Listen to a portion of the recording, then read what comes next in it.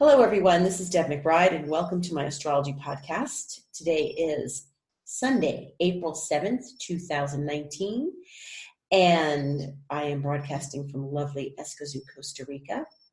And today, the moon is in Taurus, and it's been in Taurus since yesterday, and a lovely moon in Taurus because the moon is exalted in Taurus. So it's a good place. We get things done. We get things accomplished. We get things done around the house. We do practical things, chores. We balance our checkbook. It's a money sign. It is a good place for the moon. We feel usually very comforted and secure when the moon is in Taurus. The moon will go void at 4:28 a.m. tomorrow. That's Eastern time. So the rest of the day it's in Taurus. It voids at 4:28 a.m. and then it stays void until 5:15 p.m. tomorrow afternoon Eastern time. So that's a long void. That's over 12 hours. And that means pretty much tomorrow it's a regular business day where we just do what we need to do, get regular practical things done. Don't expect major moves forward tomorrow. Just do what you have to do and maintain your balance and keep moving.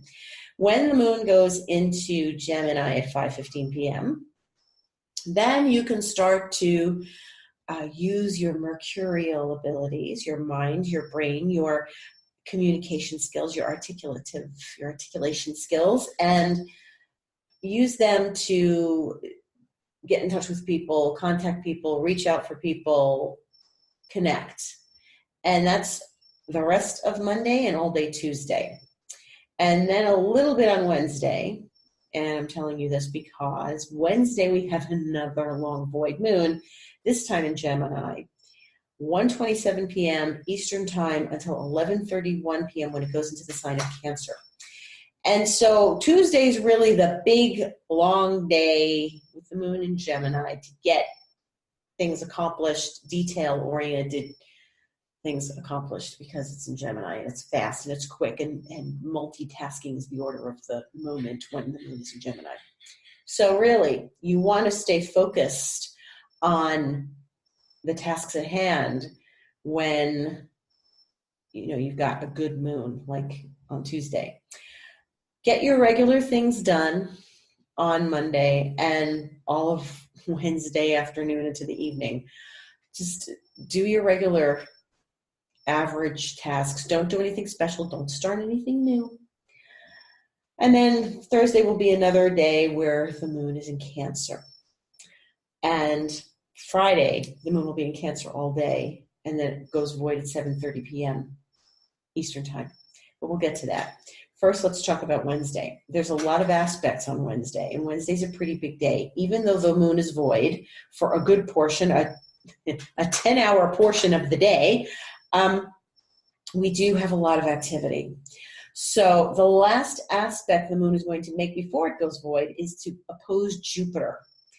And it's going to be in Gemini, and Jupiter is in Sagittarius, and so this will happen at 24 degrees, but this is really a place of abundance and expansion. So I'm not too worried about the moon going void there because it is Jupiter. However, shortly before that, Jupiter is going to retrograde. So Jupiter's stationing retrograde at exactly 1 p.m. Eastern time on Wednesday the 10th. And Jupiter's going to stay retrograde for several months. We're not going to see Jupiter come out of retrograde for a little while. So that will be August 12th, 2019, when it will go back to 14 degrees of Sagittarius. Now, it's at 24. That means Jupiter's going to travel 10 degrees backwards in Sagittarius until it gets back to 14, hover at 14, and then turn around and go direct again in August. But it's still in its favorite sign. It's still in its own sign. So this is good news and a good place for Jupiter to be. And so while we have Jupiter in this place, we still take advantage of Jupiter's expansive energy, and we still use it because remember when it goes into Sag, and when it leaves Sag, it goes into Capricorn. And once it's in Capricorn, it's not in its favorite sign anymore. And that will be at the end of the year. That will be December and all of next year, 2020. And it's going to join Saturn and Pluto in Capricorn. So that's a whole other ball of wax, ball of Jupiter. That's not going to be as easy and as flowing as we have it now. So even though it's retrograde, still take advantage of the fact that Jupiter is in its favorite sign, and still expand and make yourself aware. And if you don't know your chart, try to find a chart online, find out where Sagittarius is in your chart, and use that abundant energy there. Jupiter's stationing. It's staying in one point. It's really sort of a profound experience of Jupiter stopping. And when a planet like that stops, it hovers in a special degree. It's going to stay at 24 till the end of the month, really around the 27th of April, and go to 23 again. But Jupiter's really staying in that spot. Now, if you have anything, 24 Sagittarius, or perhaps a 24 Gemini, or, in a good place, maybe 24 Fire, Aries, Leo. This is a really hot spot, and it's excellent for expansion.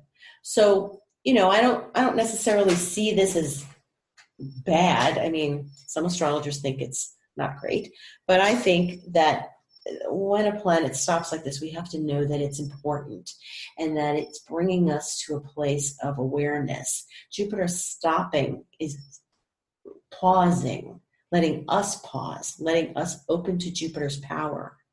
So we need to remain aware of that. Now, other things are happening on Wednesday. Venus and Neptune will conjunct in the middle of the night on the East Coast, 2:14 a.m. So if you're in California, it'll be the night before. Or if you're in Costa Rica like me, it'll be midnight. But Venus and Neptune are getting together at 17 degrees of Pisces. Now, remember what I've been saying the last few weeks. We had a new moon. I'm going to repeat myself ad infinitum here. I'm sorry. We had a new moon at about 16 Pisces back on March 6th.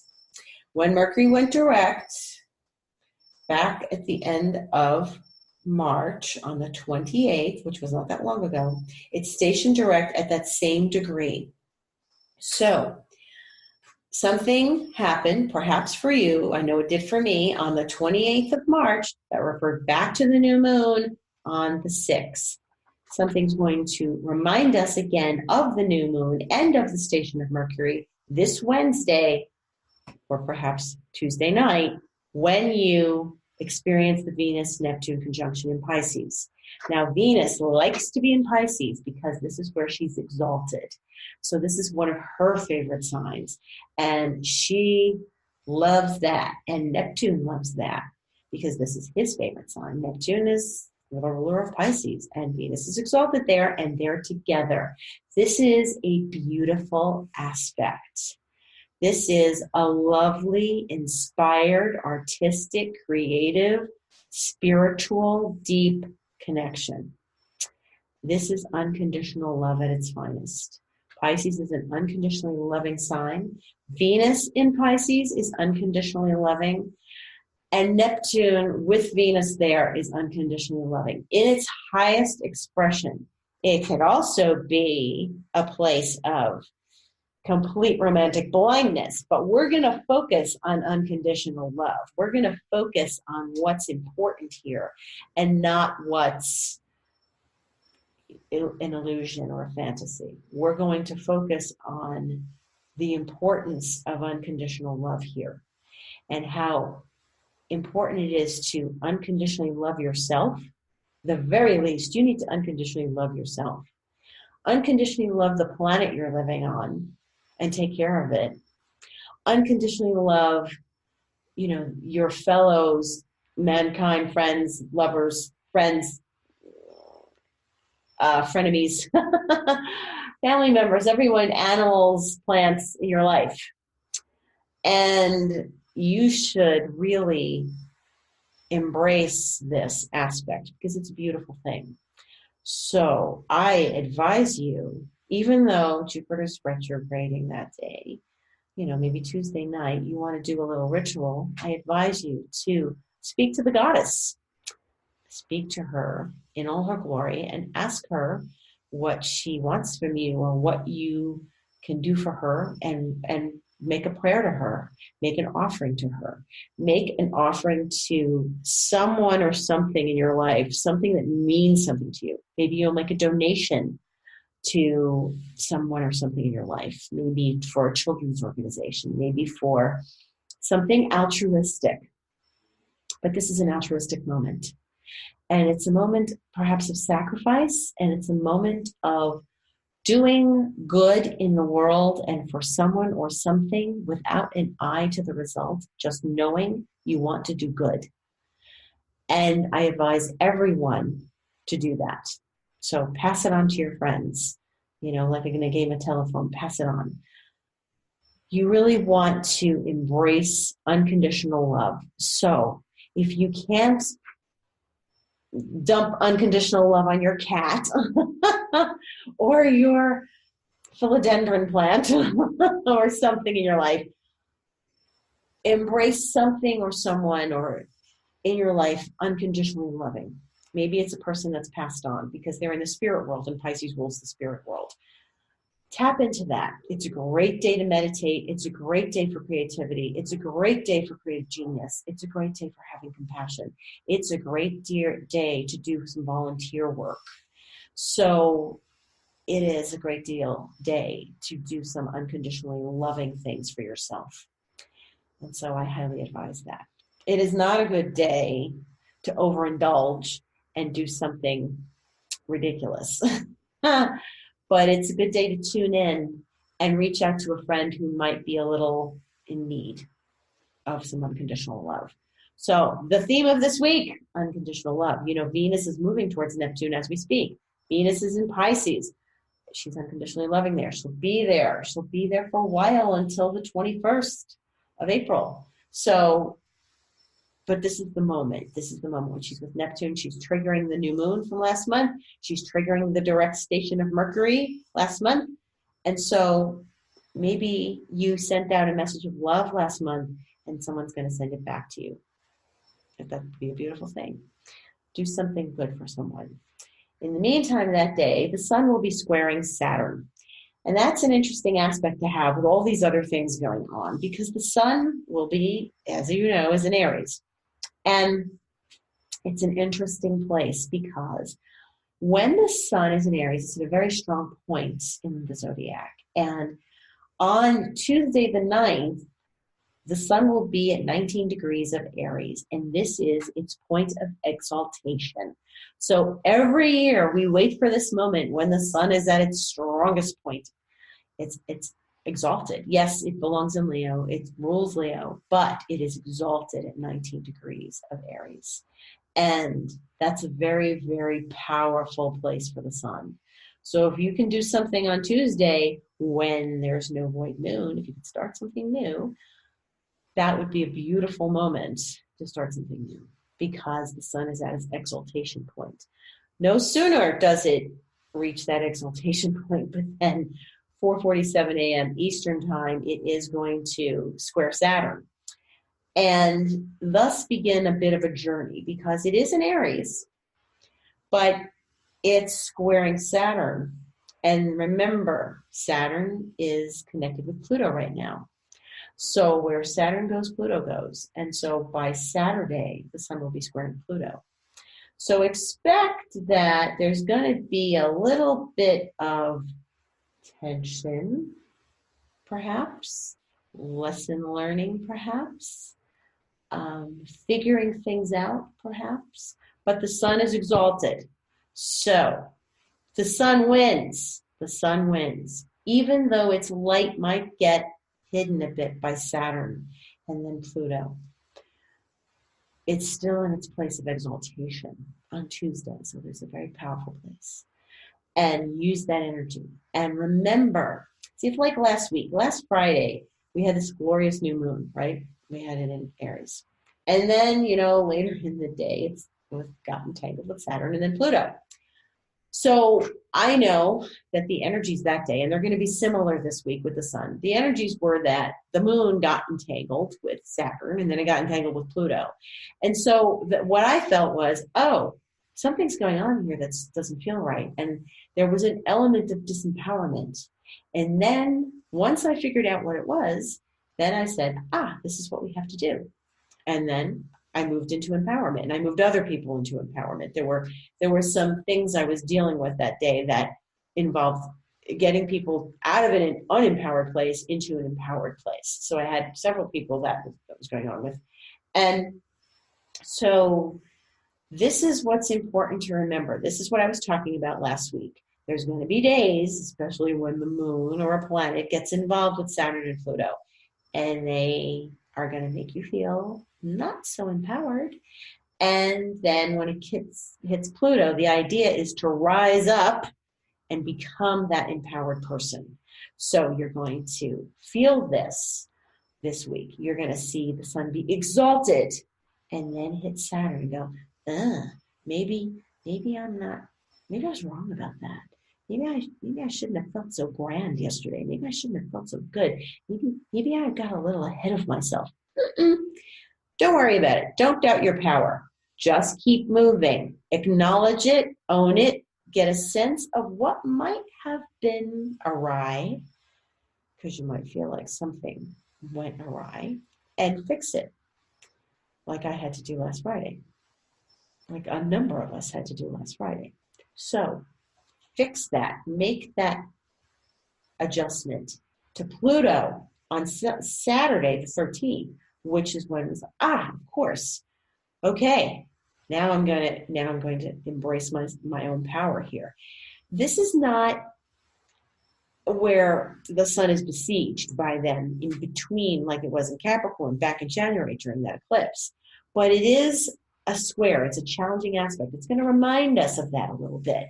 So we just need to be aware, not necessarily on guard, maybe a little on guard, but aware of if you increase power, if you feel enlightened and you feel empowered and exalted, you can bet there's somebody out there that's not going to be entirely thrilled with that.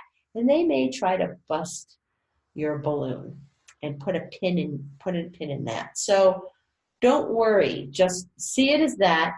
See it as a moment where you need to just say, okay, I got to keep going. Remember what I said last week? You got to keep going and you've got to empower yourself. You cannot let Saturn drag you into the mud. There's got to be a moment when you say, I learned a lesson. I understand it. I'm grabbing myself by the bootstraps and I'm pulling myself back up and I'm getting through this. Because Friday, there's a whole lot of aspects, and Mercury is squaring Jupiter, and Mercury's not out of its shadow yet. So that means that Mercury and Jupiter were talking once before, and we're going to get information, we'll get expansive information and good information.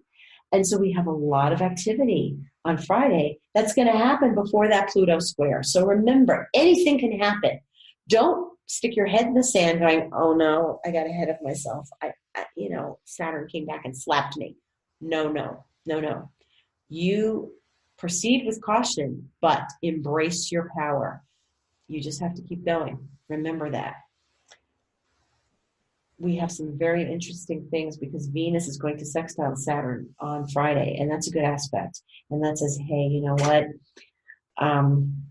I've got the right idea here. Venus is still in Pisces, and getting an approval, approving to Saturn. They're nodding at each other saying, okay, we're stable here. There's definitely love in the world. There's still love. No matter what, the unconditional love is still there.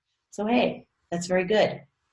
That means that Neptune and Saturn are still kind of friendly right now. They're a few degrees apart and they're in compatible signs. So, okay, good, because Venus talks to Neptune, then she talks to Saturn, and everything's good. So there's still love. But, there's going to be a little bit of an entanglement between Friday and Saturday because The moon's going to be in Cancer, which is opposite all that Saturn Pluto. And the sun is in Aries, which is squaring all that Saturn Pluto. And they're all going to be wrapped up in a nice little T-square.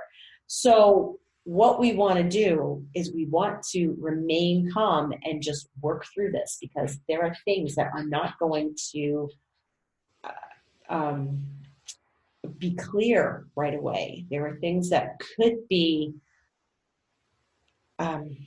still making us feel like we want to keep our head in the sand. We can't do that. We have to own that power. We have to move through this. And this is the thing. When planets move through signs, they're going to come into contact, obviously, with outer planets. The moon in particular, because now think about what we're doing. We're talking about Saturn and Pluto and Capricorn. Okay, so there are 4 cardinal signs, and any one of those cardinal signs is going to get entangled with Saturn and Pluto. So that would be Capricorn, of course, and then we just said, Cancer, of course, and then last week it was Aries, of course, and then, of course, there's Libra. So anytime the moon enters one of those signs in a month, which it's going to do in a month, it's going to connect with Saturn and Pluto. So we're going to get used to this. This week, on Friday, we're going to have a little sun and moon action at the same time, sort of like we did last week.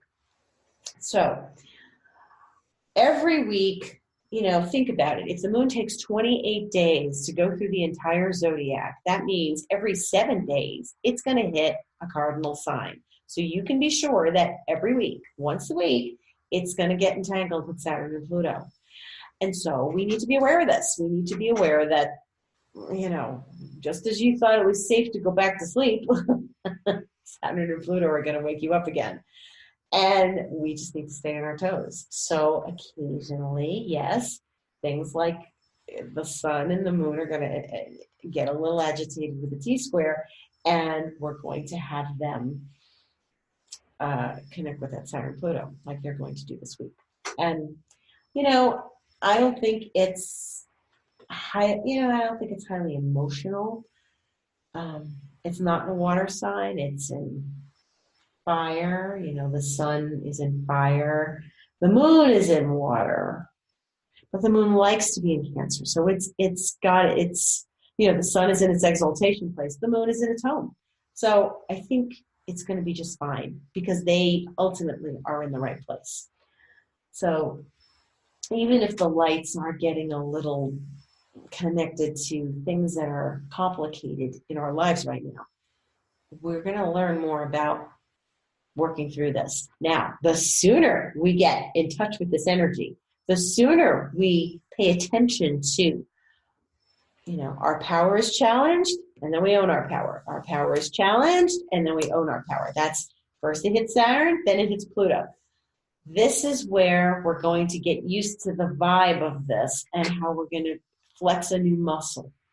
And if you can flex a new muscle through this aspect and start working with it and paying attention to how this, the moon is going to bounce back and forth, and planets are going to bounce back and forth between Saturn and Pluto, then you're going to be able to handle all of this. And, there are going to be times when tensions are raised, and times when, we're being asked to really own power on a whole new level.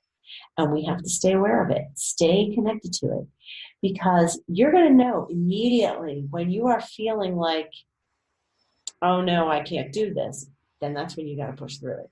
That's exactly when you have to push through it and trust yourself. You may already know what it is that your task is. You may already know what it is that you are going to accomplish under the Saturn Pluto. It may not be revealed to you yet. You may know part of it, and the rest of it is going to reveal itself very excitingly as we go on this adventure together.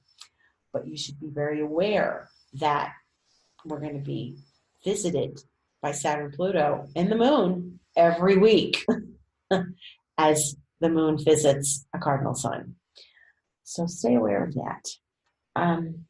In other worlds, Mars is still in Gemini, which has given us some good talkative air, which is a good thing because we need it.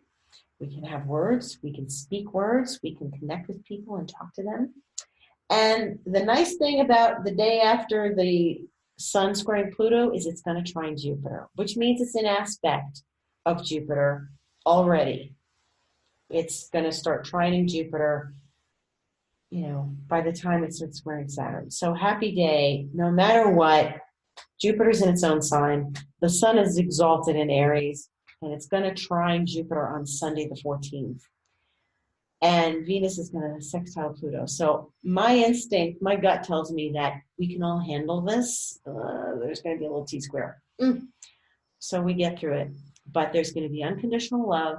There's going to be trust in the universe. There's going to be exalted planets. And we're going to come out of this and we're going to feel exalted. We're going to feel like we know something more than we did.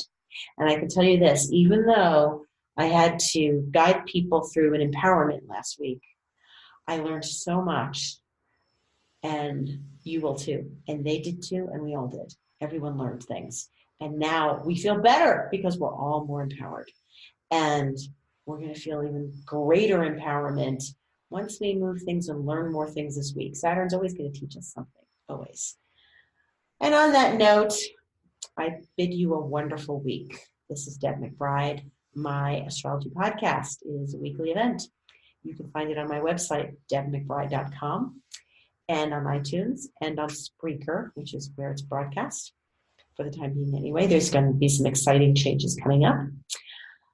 And I have an Instagram and a Twitter. They're both at Deb Astrology. I give astrology sessions, and I do emotional clearing work, which is very powerful and profound. So if you're interested in that, email me, deb@debmcbride.com.